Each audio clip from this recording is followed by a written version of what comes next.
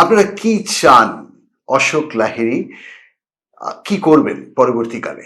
বঙ্গ বিজেপির কি উচিত তাকে অর্থমন্ত্রী করা বাংলার, নাকি প্রধানমন্ত্রীর আমন্ত্রণে অর্থনৈতিক উপদেষ্টা হয়ে তিনি দিল্লিতে গিয়ে কাজ করুন?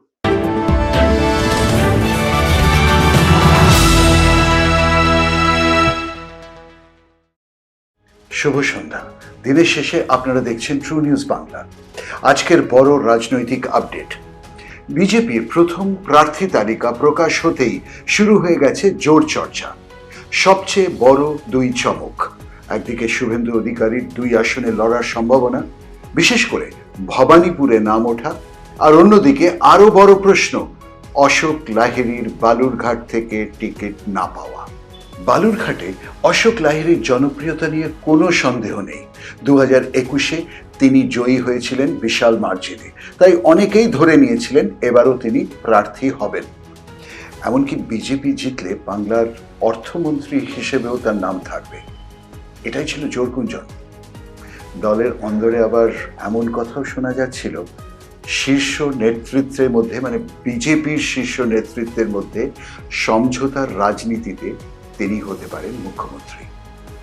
কিন্তু প্রথম তালিকায় তার নাম না থাকায় প্রশ্ন উঠছে, তাহলে কি সমীকরণ বদলাচ্ছে?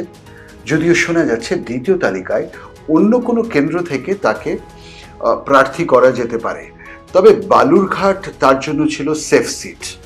অন্য কোনো কেন্দ্র থেকে প্রস্তাব এলেও তিনি কি তা এখন গ্রহণ করবেন? দেখুন, এদিকে গোপন সূত্রে আরো বড় খবর পাওয়া যাচ্ছে, প্রধানমন্ত্রী নরেন্দ্র মোদী নাকি তাকে দিল্লিতে কেন্দ্রীয় অর্থ দপ্তরে বিশেষ উপদেষ্টা হিসেবে চাইছেন। মনে করে দিই, মনমোহন সিং এবং অটল বিহারী বাজপেয়ীর আমলে অশোক লাহিড়ী গুরুত্বপূর্ণ অর্থনৈতিক দায়িত্বে ছিলেন দিল্লিতে। তবে সবচেয়ে বড় বিষয় তার প্রতিক্রিয়া। টিকিট না পেয়েও তার প্রতিক্রিয়া ছিল নজর কাড়ার মতো। কোনো ক্ষোভ নেই, অভিমান নয়, অনেকটাই পুরনো দিনের রাজনীতিবিদদের মতো, যাদের লোভ নেই, আশা নেই, পার্টির জন্য শুধু কাজ করেন।